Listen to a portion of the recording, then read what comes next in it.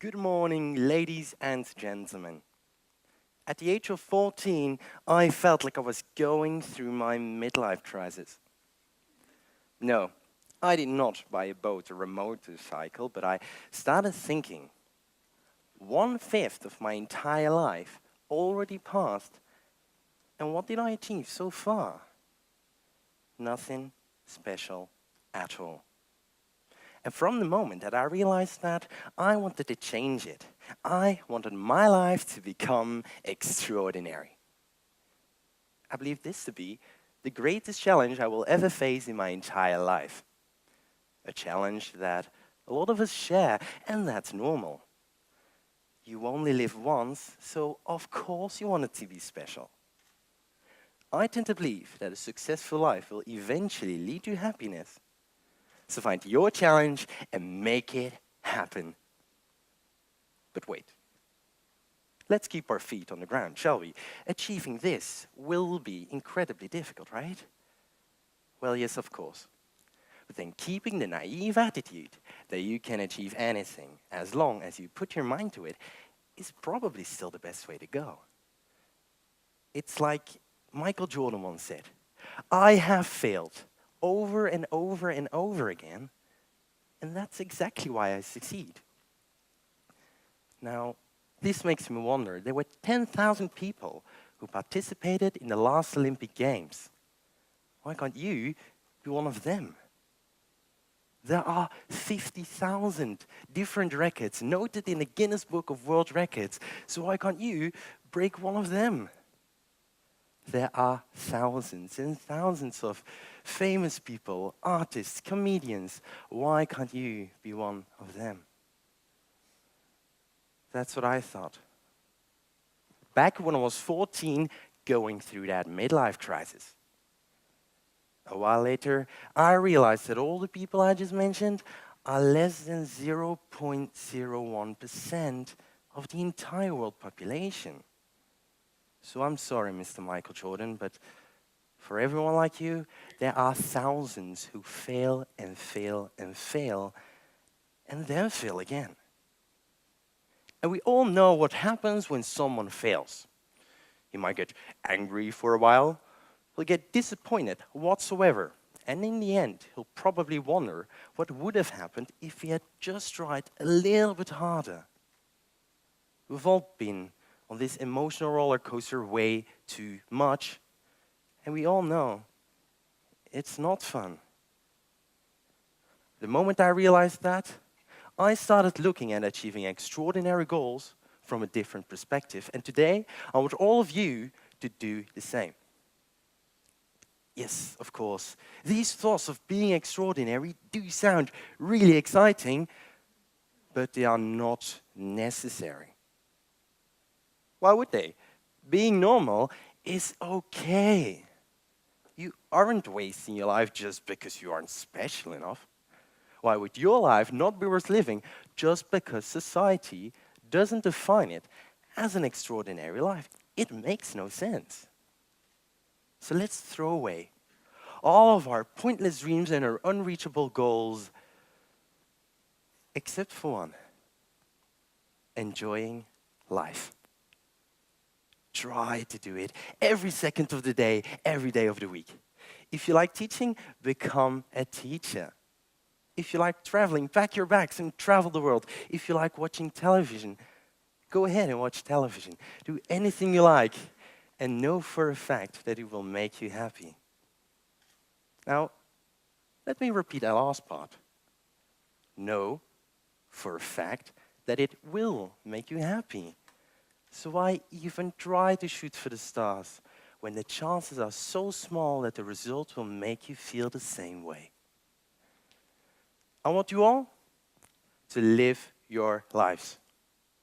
Not by struggling to be special and entering that emotional roller coaster again and again and again, but simply by doing normal stuff that you enjoy doing. It is not the greatest challenge in the world to become extraordinary. It is accepting that you are not, that you don't have to be, and most importantly, that you're happy about it. Thank you very much.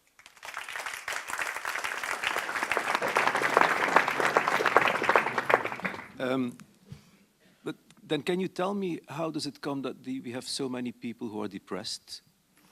Um, I don't think that depression is something that you enter because you don't, you are not extraordinary. That's not the way how you get depressed, and it's not by just doing ordinary stuff. Like I said, I think depression is sort of, I don't want to say an illness, but it can happen to every one of us, whether we are extraordinary or not.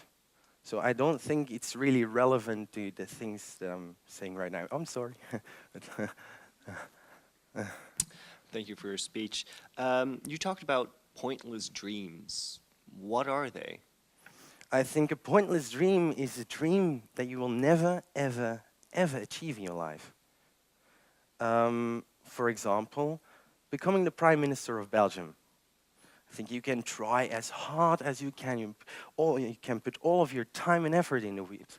But you do not have the guarantee that you'll ever succeed in achieving that dream. And I think that will only lead to failure. In my opinion, in my eyes, such a dream is pointless. And in my eyes, you should try not to think about it and just live your life in an ordinary way. Yes, I would like to follow up on that. Why is that pointless? Couldn't it help me become successful on a different level? Successful on a different level.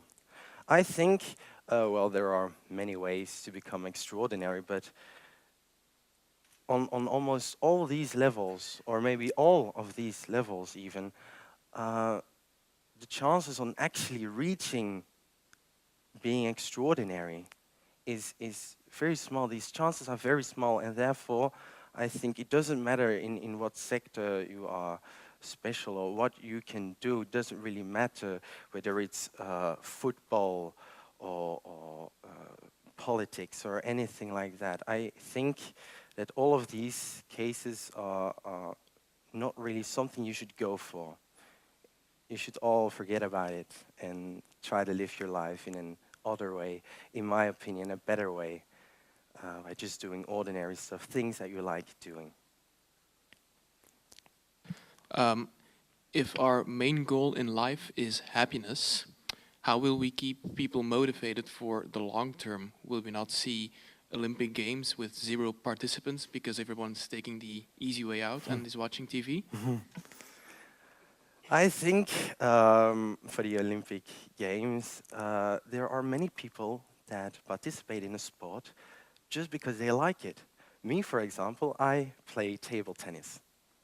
And when I play a match, it doesn't really matter whether I win or not. I just want to have a good time. I think table tennis is a brilliant sport, and I think people like me also can get better and better and better, and eventually, maybe, I can also go to these Olympic Games. So it doesn't matter if you're dreaming of becoming a professional table tennis player or not. As long as you are motivated and like the things that you do, I think you can eventually, without really wanting it, achieve like a medal or something in these Olympic Games.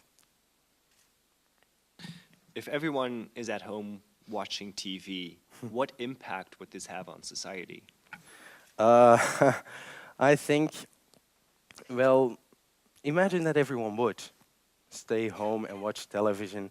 I think that would be great for a few days, of course, but it's obvious that we all have certain commitments that we have to fulfill. We can try to enjoy ourselves as much as possible. We can try to watch as much TV as we possibly can, but of course, we all need something to eat, we all need something to drink, and we all have plenty of bills that have to be paid. So we can try to watch television as much as we can, but it's not realistic at all. And I think, yeah, we are all bound to the economy for a large part of our life. We are bound to run the economy. So apart from that, there's a possibility that we can watch television, but we always have to keep on working in our lives, and therefore I don't think it's possible that we can watch TV for all of our lives, or the whole time of our lives. Something like that. Thank you very much, Mr. Celis.